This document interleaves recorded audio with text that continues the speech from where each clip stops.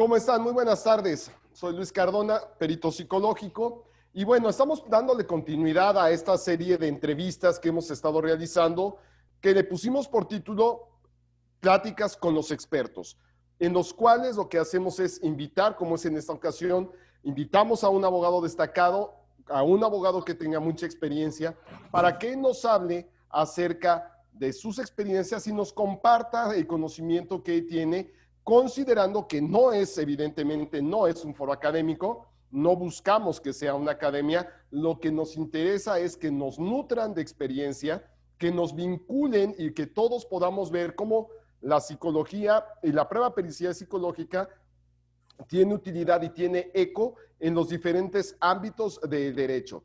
Y en este caso, bueno, en esta ocasión tengo el gusto de presentar al licenciado Daniel Tovar, del cual ya saben ustedes cuál es la dinámica, aquellos que nos siguen constantemente.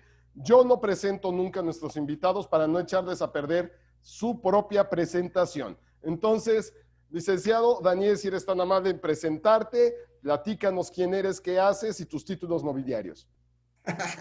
Bueno, muy buenas tardes, Luis Beethoven. Muchas gracias por invitarme a esta plática informal que vamos a tener. Yo soy maestro en Derecho Penal, soy maestro también en Derecho Constitucional Amparo, con mención honorífica. Tengo especialidad en Derecho Procesal Civil y Mercantil, también con mención honorífica. Tengo la especialidad de Notaría Pública y he sido el presidente del Colegio de Abogados de San Miguel de Allende.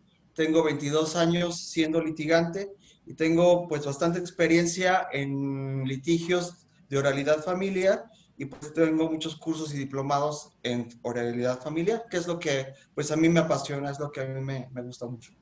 Y que bueno, por ese mismo motivo, con cierta regularidad, a veces de partes, a veces de contrapartes, nos hemos encontrado y hemos tenido la oportunidad de vernos en estos juicios, ¿no? Independientemente, como siempre les menciono, independientemente de si es parte o contraparte, los peritos trabajamos para los jueces, nuestro trabajo es darle información a los jueces.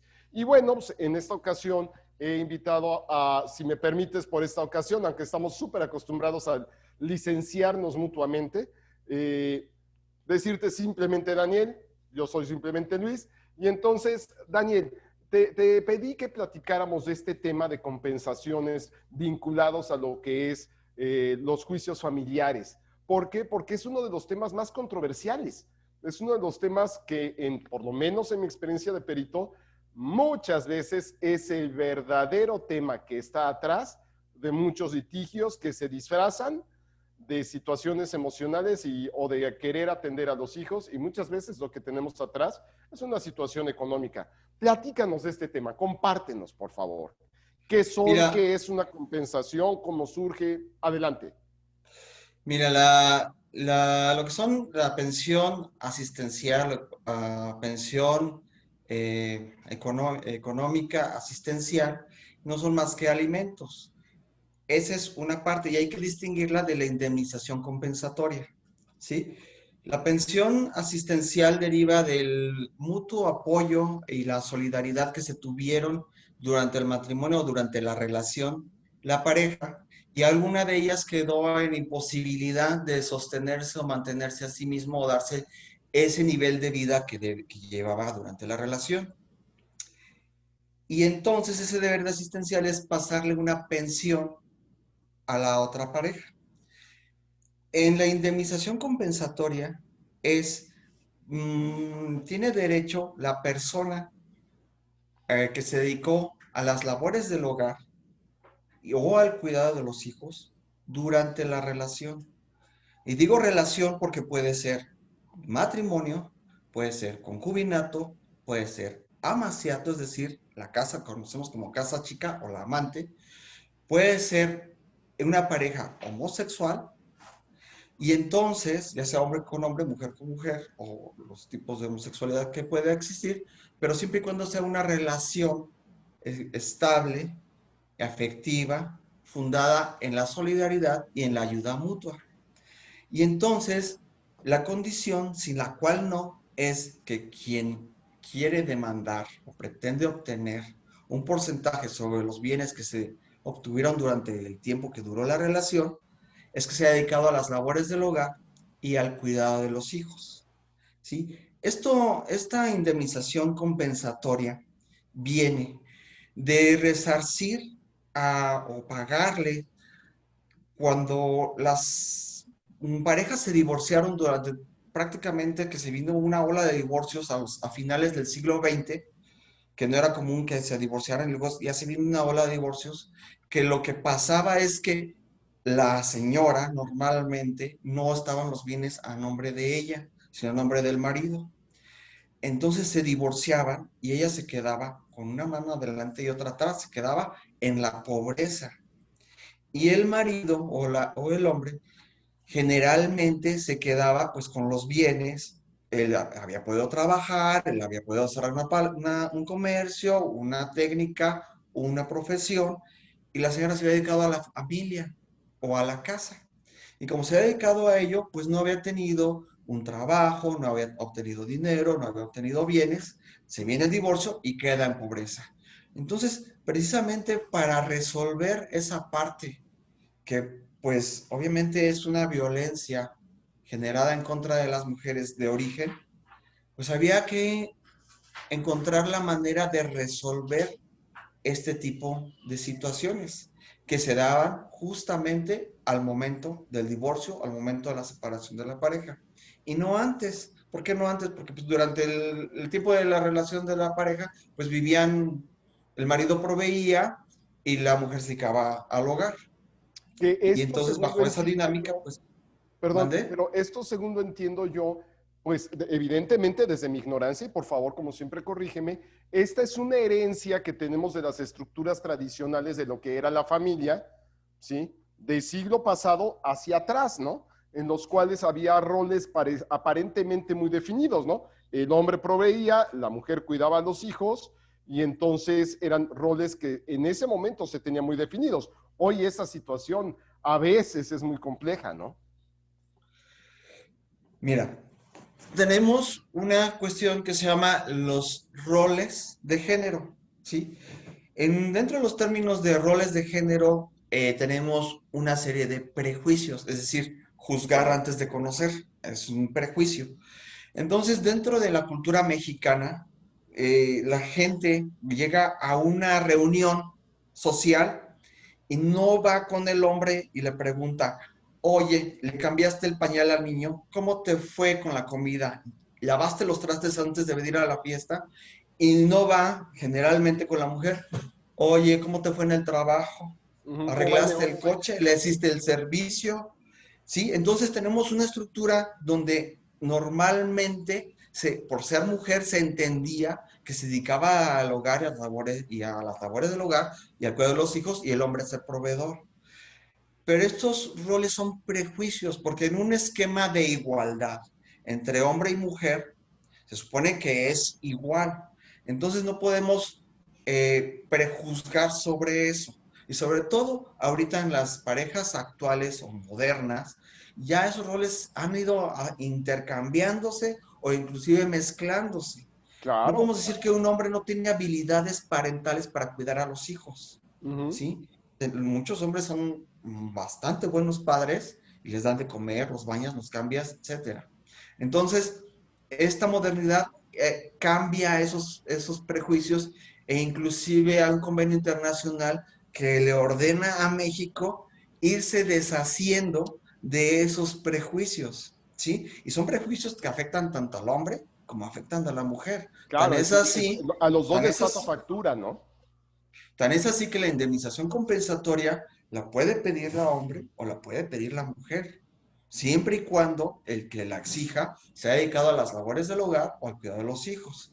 Y a las labores del hogar no me refiero únicamente o no se refiere únicamente a directamente andar lavando, trapeando, haciendo la comida, etcétera, sino que tenemos también que considerar la dirección y administración, es decir, quién va a las compras, quién le paga la servidumbre, quién le dice a las muchachas o al jardinero qué hacer en la casa, y eso lo entendemos como la dirección y la administración, ¿sí? Claro, que Entonces, esto que estás diciendo a mí me parece importantísimo, Daniel, sobre todo porque, reitero, nuestro público no son abogados, ¿no? Y hay muchas personas que piensan y escuchan es que se tenía que dedicar a las labores del hogar. A ver, ella no se dedicaba a las labores del hogar porque tenía muchacha, tenía jardinero y tenía chofer. Entonces, oye, espérame, ¿y quién dirigía a esas personas? ¿Quién Sí, estaba a cargo de administrar el hogar? ¿No? así es. Sí, es correcto. Hay que ponderar esa parte, meterla y decir que esa persona y demostrar que esa persona se dedicó a ese tipo de actividades, dejando de lado precisamente su propia carrera, su propio desarrollo, su propia empresa o lo que pudo haber hecho. Es decir, se les va a pagar por lo que pudo haber hecho, que se llama costo de oportunidad. El Ujú. costo de oportunidad no es más que lo que se le va a resarcir por haberse dedicado a estas labores, ¿sí? Puede ser que la mujer terminó una carrera, ¿sí? Terminó, es profesionista y se dedica a cambiar los pañales, a cuidar a los hijos, a hacer el aseo, a hacer la comida o a dirigir a servir de la casa y deja de lado su carrera. Entonces se viene posteriormente el divorcio o la separación de la pareja y cae en un problema económico porque no estuvo en el mercado laboral, no se estuvo desarrollando, no tiene un currículum, no tiene una experiencia y entonces y tampoco tuvo un salario y entonces es donde lo que hay que resarcir, ¿sí? Es una compensación, es una indemnización, precisamente. Pero no debemos de confundirlo con que sea una liquidación. Es muy importante. No estamos haciendo una liquidación porque uno de los elementos es que el matrimonio haya sido por bienes separados. Porque si es sociedad conyugal el matrimonio, pues entonces 50% o de acuerdo a lo que hayan firmado en el contrato de matrimonio, a las Ujú. capitulas matrimoniales, ¿sí? Ahora, si decimos de un concubinato, obviamente en el concubinato también se da porque hay una relación. Ajá. Entonces hay que establecer el inicio de ese concubinato para saber durante el tiempo qué se adquirió y en qué momento se da el rompimiento o la terminación de ese concubinato. Y lo que se adquirió durante ese lapso de tiempo es lo que se puede demandar un porcentaje sobre ello, ¿sí? Pero tampoco es una liquidación, porque hay legislaciones como la de Querétaro que Ajá, que establece, comentabas. que establece precisamente que cuando los cónyuges o cuando se da el concubinato y no dicen bajo qué régimen patrimonial quieren establecer esa relación, se presume legalmente que es una sociedad conyugal.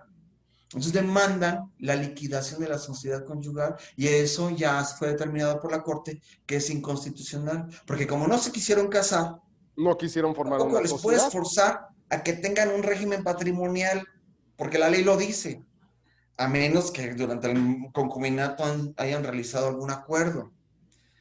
Pero no es una liquidación, es una indemnización. Y esta indemnización o este pago que se tiene que hacer viene de una vulneración a un derecho humano, que es la retribución a un trabajo. ¿Sí? El trabajo en el hogar, no, nadie lo paga. El cuidado de los hijos tampoco se paga. ¿Qué tenía la mujer en el siglo XX? O en los divorcios que se dan en todo ese tiempo, o en el tipo de vida. Pues la gran satisfacción de haber sido una buena madre, es lo que se les Sí, sí, sí, exige. y que le llevaran regalos y rosas el 10 de mayo, ¿no? Ajá, exacto. O inclusive, pues una plancha, lo cual, pues, oye, Sí, pues todavía trabájale más, cosas del ¿no? siglo Entonces, pasado, ¿no? indebidamente, hasta, o sea, ¿con qué cara podían ellas decir, pues qué gracias, ¿no? Pero en realidad no era remunerado. Entonces, él estaba haciendo una violación a un derecho humano y es resarcir esa violación a ese derecho humano y de ahí nace precisamente esta obligación. El artículo primero constitucional señala que cualquier violación a derechos humanos, la autoridad tiene la obligación de que le sea pagado, le sea resarcido esa violación. Y entonces es por eso que viene esta indemnización compensatoria, es para compensar todo el trabajo en el hogar, todo el cuidado de los hijos, para que se reparta. Ahora, no, tampoco se va a repartir 50-50, tampoco es para que las masas patrimoniales queden igual, Ajá. ¿sí? Es decir, no es, como te expliqué, no es liquidar una sociedad No es conyugal, liquidar sino una que es asociación, una sociedad, perdón. no, Ujú. es pagar Eso, y va a depender de las circunstancias, ¿sí?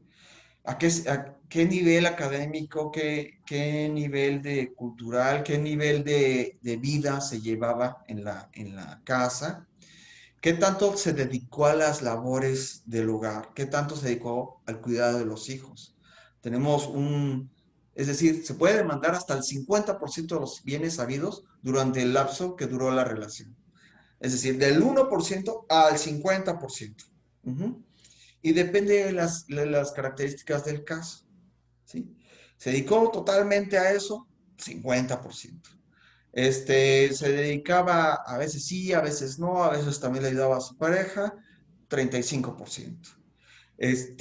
Tenía nada más la dirección, tenía muchachas, tenía jardinero, etcétera, 25%. Es decir, no son tabulaciones exactas, sino Claro. depende de las circunstancias de cada caso. ¿Y qué es lo que se paga? El costo de oportunidad. Es lo que se paga. Y yo creo, Daniel, pero aquí es donde apelo a tu experiencia de tantos años y tantos estudios. Desde mi perspectiva como perito psicológico, cada día es más complejo esto, ¿no? ¿Por qué? Porque al momento en que las parejas son más incluyentes, en que las parejas distribuyen el trabajo y las funciones de la casa, a veces realmente a un 50 y 50, donde los dos trabajan, los dos se hacen cargo de la manutención y de la atención de los hijos, los dos se hacen cargo de arreglar el hogar. Hijo, qué difícil me imagino que ha de ser poder cifrar y ponderar esas situaciones, ¿no? ¿Tú cómo vives eso en tu día a día? Esta parte se llama para resolver la dinámica familiar. Es decir, la dinámica familiar va a decir cuáles son los pactos, a veces nunca escritos, O y la a mayor veces parte de hasta, las veces jamás y los... a veces hasta sin decirlos, Ajá. pero son las conductas que van realizando la pareja de los roles que le va tocando a cada quien. Y esos roles que le va tocando a cada quien son los que van a definir quién se va a dedicar a las labores del hogar, si las vamos a compartir 50-50, 50-50, o si tú vas a ser proveedor o tú vas a ser proveedora y yo me dedico a la casa, ¿sí? Pero de ahí depende si se va a resarcir o no. Por eso se dan los costos de oportunidad. Ahora, este tipo de situaciones en muchos momentos anteriores y actuales también, resulta que mi esposo o mi pareja, hombre o mujer, no me pega, no me grita, no me trata mal, parece todo armónico, pero siempre hay como un sentimiento de como que algo no está bien, como que algo no, No cuadra. parece normal, pero algo no, y la parte empieza a sentir angustia, empieza a sentir depresión, empieza a sentir como que es menos, y entonces es difícil a veces porque era, te digo, en el siglo XX y durante nuestra cultura mexicana, como muy normal, y es una violencia normalizada. Para, para muchos es normal que el marido tenga todo y la mujer nada, lo cual no está bien. Y Ujú. entonces empieza a tener los sentimientos de frustración precisamente porque de una manera disimulada, no discreta, se viene dando esta violencia económica. Ujú. ¿Y cómo visibilizarla? A veces ni siquiera la persona que está siendo víctima de ella la ve. Entonces es donde entra mucho el Es, dictamen pericial. es correcto, ahí es donde los peritos psicológicos entramos en juego. Entran en juego para poder desenmascarar, desentrañar, ver que ya no sea invisible, que ya no se vea como que es algo normal, este tipo de violencias, ¿sí? Este tipo de violencias también se reflejan en el gasto, en no te voy a dar esta semana porque pues, te portaste mal, porque no lavaste los trastes, ahora no te voy a dar gasto. Y se va Sí, sí. generando toda esta dinámica familiar que precisamente es violenta. Sí, no, de hecho me acuerdo mucho de un caso en el que tuve gusto de hacer el peritaje, donde los grados de violencia llegaban, sobre todo de violencia económica, eran los más altos, ¿no? Que podía ser ¿sabes qué? Hoy, como hoy no vas a llevar a los niños a la escuela, porque no hay escuela, tú no puedes utilizar los coches de la casa, porque esos son nada más para cuando tú atiendes a los niños. O sea, evidentemente una persona sujeta a este estilo de vida va a generar problemas psicológicos que ustedes como litigantes pues están obligados a defender y ayudar a sus clientes a poder resolver esto en el juzgado, ¿no? Ahora, también hay otra situación donde dices, oye, yo no tengo por qué pagarle nada porque ella sí trabajó. Ujú. Ya tiene su trabajo, ella iba, trabajaba, ganaba su propio dinero, se gastaba su dinero. No tengo por qué darle nada. No tiene derecho a un resarcimiento. Pero en estos casos, lo que sucede es, sí, es cierto, trabajaba y sí tenía su hora de trabajo. Pero salía del trabajo y llegaba a la casa a hacer de cenar, dejar listo el desayuno de mañana, a lavar la ropa, a planchar, a hacer todas a que los niños hicieran la tarea. Y entonces sigue siendo un costo de oportunidad, porque no se puede desempeñar en las labores o en su desarrollo con la misma fuerza, con la misma energía. Ajá.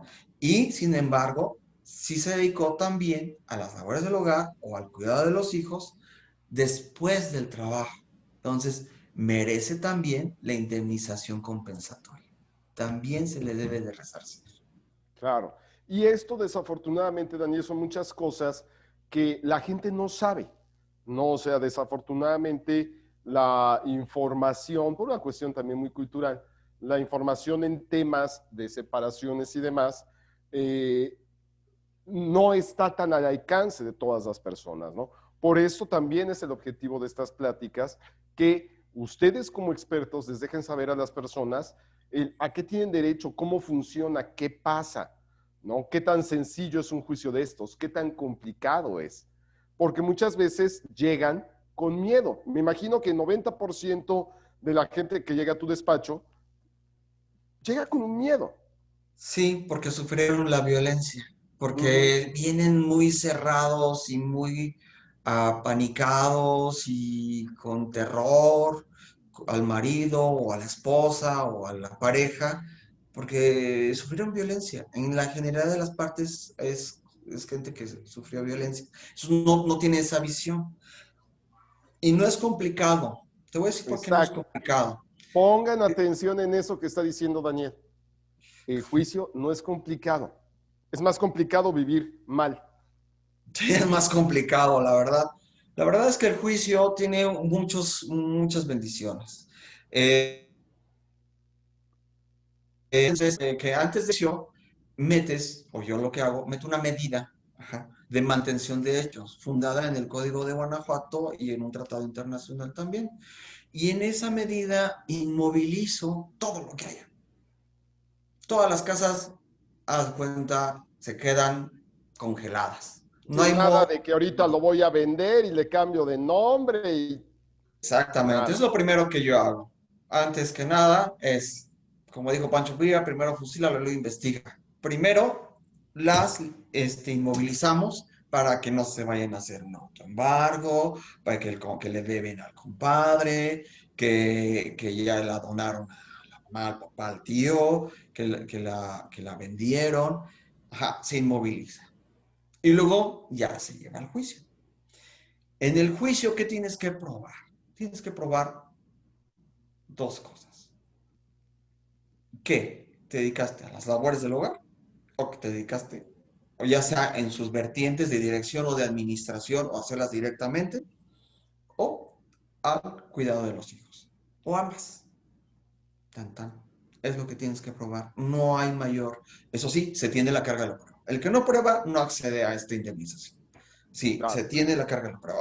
Hubo una vez en la corte, dijo que como en la sociedad mexicana, la mujer culturalmente siempre se había dedicado a las labores del hogar, al cuidado de los hijos, pues se presumía que se dedicaba a eso y que se le relevaba de la prueba. Eso no es verdad. Hubo un tiempo que estuvo en ese error, este tipo de juicios, y la verdad es que sí fue un error. La se debe de probar. No, porque tanto lo puede, porque violenta el derecho de igualdad. Claro, La, exactamente. O sea, tanto lo puede haber realizado el hombre como lo puede haber realizado la mujer. O sea, quien pretenda acceder a este beneficio sí tiene carga de la prueba. Ya quedó definido por varias decisiones de la Corte. Al final queda la decisión. ¿Sabes qué? Sí se tiene que probar. No puedes presumir que por ser mujer se dedicó a las labores del hogar o al cuidado de los hijos. Eso no es verdad. Y menos en las parejas modernas, Exacto, menos en donde esta la modernidad, ¿no? y eso era un prejuicio de rol de género, es prejuzgar sobre un rol de género que por ser mujer hacía esto y por ser hombre hace esto. Ya no podemos estar bajo los prejuicios, ¿sí? Entonces, bajo la progresividad de los derechos humanos, es decir, que cada vez que se adquiere este derecho humano, que es ahora esta indemnización, ya no podemos ir para atrás. Tan es así que si durante la tramitación del divorcio no se incluyó esta acción, se puede demandar. Si hiciste un divorcio por mutuo consentimiento y no está esta acción o esta prestación resuelta o incluida, se puede demandar. No hay prescripción. Se puede demandar en cualquier momento. Lo Hubo que una... nos estás diciendo, acuérdate que nuestro público no necesariamente está vinculado, Bueno, es lo, que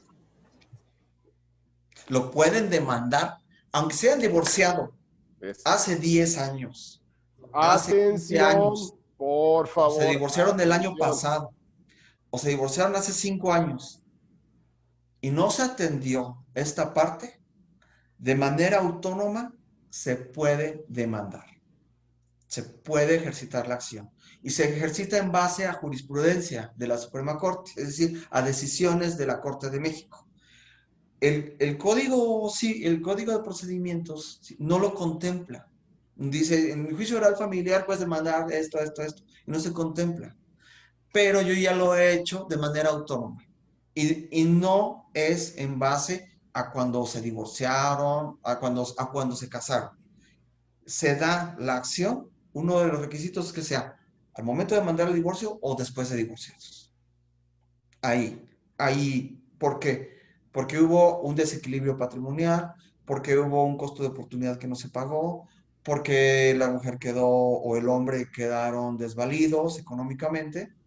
Entonces es cuando se debe de dar este resarcimiento a ese derecho humano, ¿sí? Y atendiendo a la progresividad de los derechos humanos, no obstante que todavía inclusive la figura apenas comenzaba, de indemnización compensatoria se puede hacer porque ahora yo lo hago con fundamento en resarcir un derecho humano violentado durante todo el lapso que duró la relación.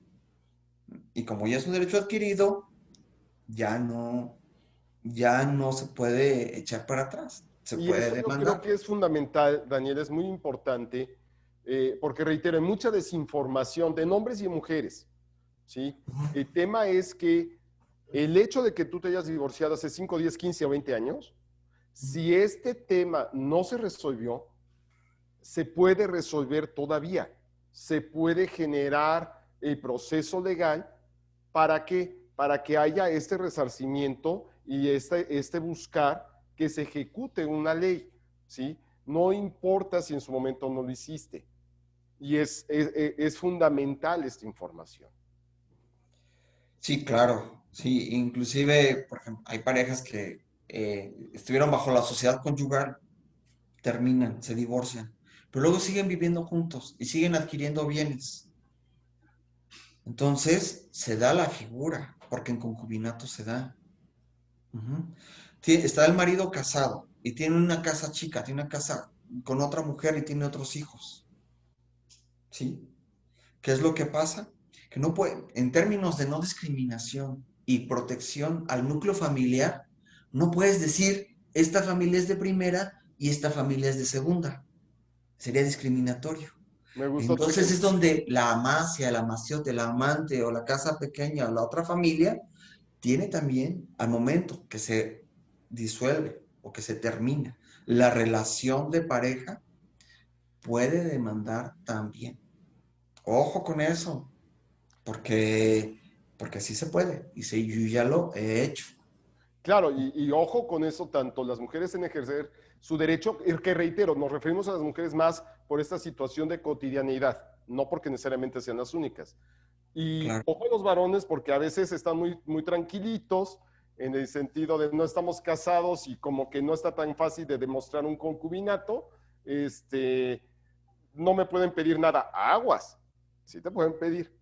Sí, te pueden pedir, estando precisamente, aunque los dos estén casados, ujú, ya no se da la figura de concubinato, se da la figura de relación de hecho, porque tiene un impedimento para casarse, pero Ujú. está la relación de pareja. Entonces, al darse la relación de pareja basada en la afectividad, en el respeto, en la asistencia mutua, en la solidaridad, y que sea constante y estable, ojo, constante y estable, no es de una noche de diversión y tan tan, o una semana de diversión y se acabó, no. Tiene que ser constante, una pareja. Entonces, pueden acceder a esta indemnización compensatoria. Las relaciones homosexuales, hombre con hombre, mujer con mujer, al terminar la relación, también pueden acceder a esta figura. A estas les llamamos categorías sospechosas. Categorías sospechosas porque son sospechosas de discriminación en base a su estado civil. ¿Por qué el estado civil? Porque tienen un impedimento para casarse. ¿Sí? Aquí en Guanajuato todavía hombre con hombre no está autorizado el matrimonio, mujer con mujer no está autorizado el matrimonio, y personas que están casadas están casadas y viven en pareja con otras, pues tampoco podrían casarse y tampoco se puede dar el concubinato, pero es una relación de hecho. Y esa relación de hecho, allí sí está, también tienes que probar o comprobar esa relación. Tienes que comprobar la relación de concubinato y tienes que comprobar la relación de hecho.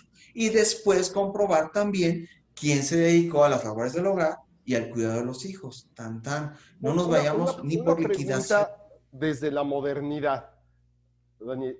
Por ejemplo, ¿qué sucede en la actualidad? Y yo creo que es algo que nos van a preguntar mucho o nos van a mencionar mucho en los comentarios las personas que nos siguen, es ahora las parejas más jóvenes muchas veces no se casan, pero se establecen concubinatos, viven juntos, eh, los dos trabajan, los dos atienden hijos, los dos generan ingresos. ¿Cómo se aplica? No sé si hayas tenido ya una experiencia en este tipo de relaciones. ¿Cómo se aplican estos principios en estas relaciones actuales? No digo modernas porque automáticamente nos digo antiguos a nosotros. Digamos actuales. En estas parejas actuales, precisamente estos roles de género ya son más compartidos. Si el rol de atención a la casa y cuidado de los hijos fue compartido, los dos lo atendieron, pues no hay nada que resarcir. Los dos están asumiendo los costos de oportunidad de atender las labores domésticas y de cuidado de los hijos. Los dos están en las mismas condiciones. No hay un costo de oportunidad que resarcir. Tampoco habría un desequilibrio patrimonial o económico. ¿De acuerdo? Los dos trabajan, los dos tienen su dinero, los dos van adquiriendo sus bienes, muebles, inmuebles. Entonces, no hay un resarcimiento, no habría una condena. Es correcto. Era importante tocar este punto porque se podría generar controversia o un malentendido, ¿no? Y ahora, desde tu experiencia, Daniel, por ejemplo, en el caso de la prueba pericial psicológica, ¿qué rol juega en todo esto? ¿Tú cómo ponderas, cómo vives las pruebas periciales psicológicas? ¿Qué es lo que un abogado que hace este tipo de recursos requiere de sus peritos? Fíjate que los peritos, como tú lo has dicho, lo son para el juez. Y que digan la verdad. Siempre hay que decir la verdad. Entonces, uno puede ofrecer la prueba pericial o no. La prueba pericial es importante para visibilizar precisamente dentro de la clasificación de la violencia. Tenemos la violencia física, la violencia psicológica, la violencia patrimonial, la violencia pues obviamente vinculada a la económica. Entonces, para ver si hubo violencia o no, se necesita la prueba psicológica. ¿Qué es lo que pasa cuando se deja al arbitrio de los abogados y no ofrecen la prueba psicológica? Que es un garrafal error, siempre. No necesariamente muchas veces hay que ofrecerla. Si dentro de la argumentación y dentro de los hechos narrados en la demanda se ve que hubo violencia de cualquier índole en contra de alguna de las personas, el juez tendrá que, para poder visibilizar y atender esa violencia que fue narrada en la demanda, en la contestación, en la reconvención, en la contestación, en las contrademandas, el juez tendrá que ordenarla para poder ver, exhibir, objetivizar esa violencia. Que te digo que muchos piensan que no la hay porque a veces se normaliza. Exactamente, En es los tan núcleos normal que familiares como no, normal. dice no hay, ¿no? Sí, porque la persona, te digo, a veces es que no me pega, es que no me grita, es que nada. Pero la persona sí va a sentir esa cierta angustia, ese cierto, como que algo está mal, pero no sabe qué es. Y la prueba psicológica es la idónea para visibilizar. Porque al ver como si fuera normal, no se observa, no la ven, no saben que existe. Y la prueba pericial psicológica la demuestra. ¿Y qué es lo que pasa? Una vez que sí hay esa prueba, que sí hay violencia, el juez tiene que allegar todos los medios de prueba, de oficio, en relación a precisamente las prestaciones de la demanda. Pero si no hay tal violencia, pues no hay nada. O sea, no es necesario allegarse más pruebas. Es una Claro. parte contra la otra parte en un equilibrio procesal, en términos de igualdad, se acabó, ¿sí? Si alguien fue flojo en su casa y luego quiere demandar este tipo de prestación, pues no tendrá derecho, porque no se dedicó a las labores del hogar, porque no atendió a los hijos, pues no va a tener este derecho. Ujú. Así de simple. En tu experiencia, Daniel, ¿qué tanto de los juicios que llevas, saliéndonos un poco de específicamente de lo que estamos platicando, qué tanto de los juicios que se establecen y que aparentemente tienen por objetivo defender los derechos de los hijos y defender la estabilidad de los hijos, están disfrazando en realidad un interés económico? Nosotros como peritos lo vemos de una manera muy clara, ¿no?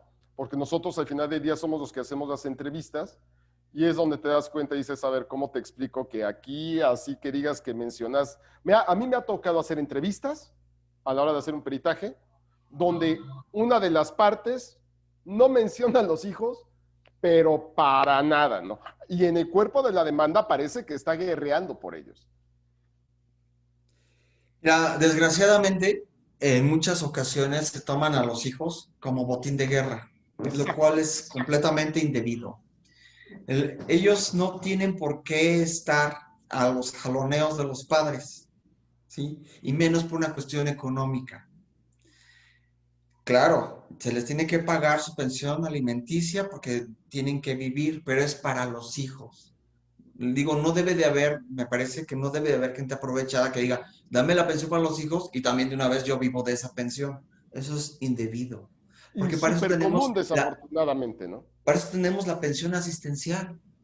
Es decir, puedes pedir la pensión para los hijos, pero también puedes pedir una pensión asistencial para ti, que son una pensión alimenticia para la pareja que quedó en desventaja. La puede pedir para sí, sin necesidad de involucrar a los hijos. Puede pedir la indemnización compensatoria de manera autónoma, completamente fuera de los hijos. Una vez, es más, ya los hijos son mayores de edad, ya hasta viven en su casa y tienen su propia vida. Y puedes demandar la indemnización compensatoria. Si lo que te interesa es precisamente una cuestión de dinero, una cuestión patrimonial. Si sentiste que quedaste muy desvalido o muy desvalida al momento que se dio el rompimiento con la pareja y te fue mal en los pactos de las pensiones de los hijos. Hay unos desgastes enormes por el aumento de pensión alimenticia.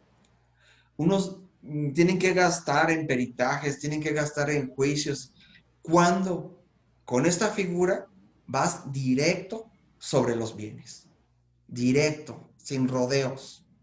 Y claro, siempre y cuando Se te hayas demuestra. dedicado a las labores del hogar o al cuidado de los hijos durante la relación. Y Si se le no hubo pueda hijos, demostrar. Tú dijiste algo que para mí es súper importante que las personas que nos siguen les quede claro. Es en leyes lo que no se puede demostrar no existe, ¿no? Entonces claro, tienes que exactamente. demostrar. Siempre se te va a pedir que demuestres, ¿no?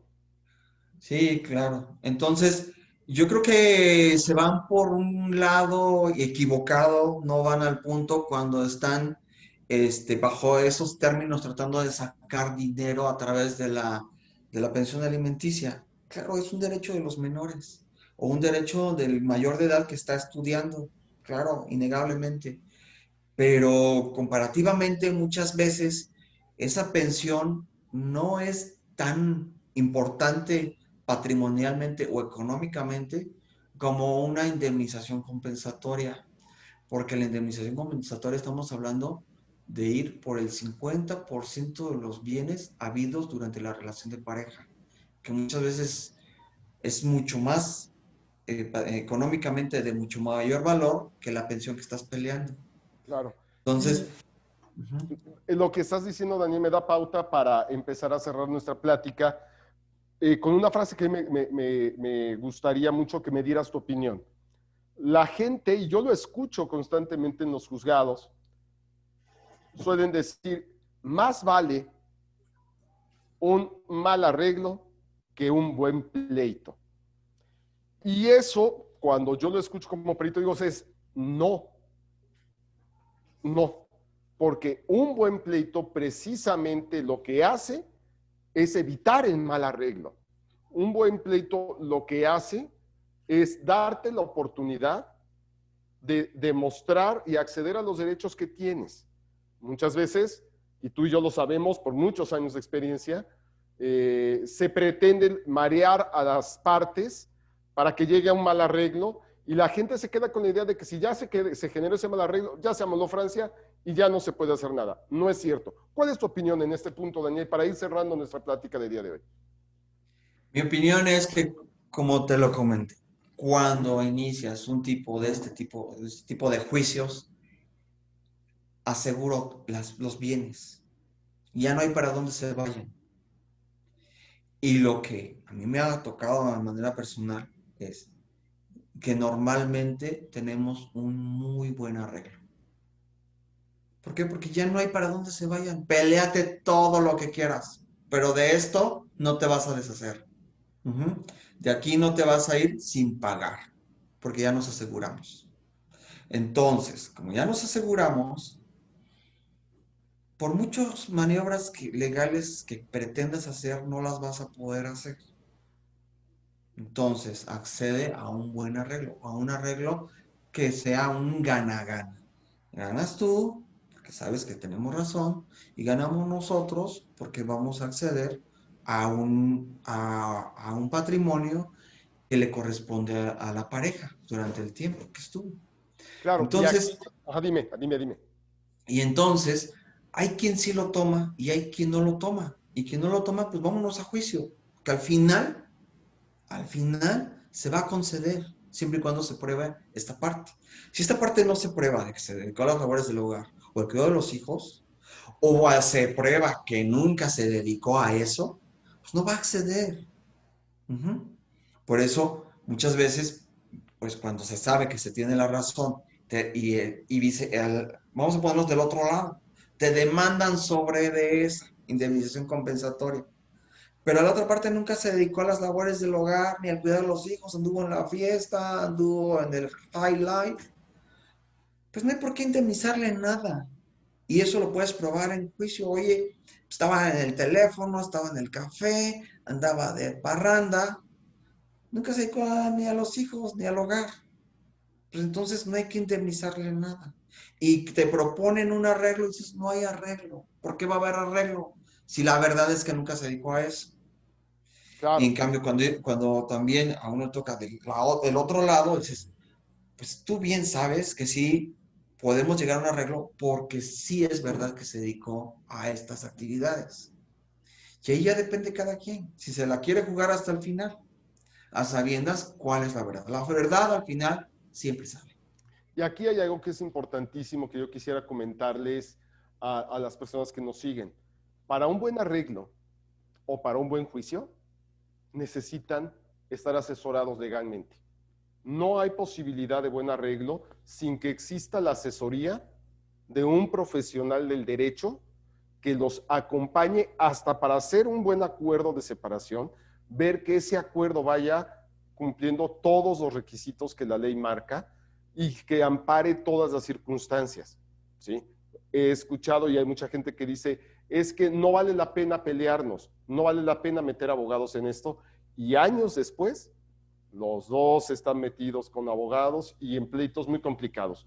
Si tú estás en una situación jurídica, esto es igual que si estás enfermo.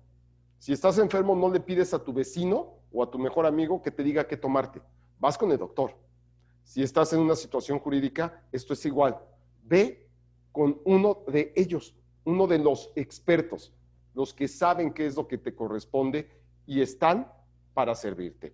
Si pudiéramos cerrar esta plática en una sola frase o en unas cuantas frases, ¿cómo cerrarías esta plática, Daniel? Que, bueno, yo cerraría diciendo que sí hay que difundir este tipo de acciones y que sí hay que difundir el tema de los juicios de oralidad familiar, porque hay mucho desconocimiento de las personas y hay mucha comentarios o noticias que no son reales, no son como en realidad uno lo vive y uno lo estudia en los tribunales día con día y cómo uno va resolviendo. Y que mucha gente se da por vencida antes de ir y pedir, cuando es un derecho pues adquirido a través de tantos años.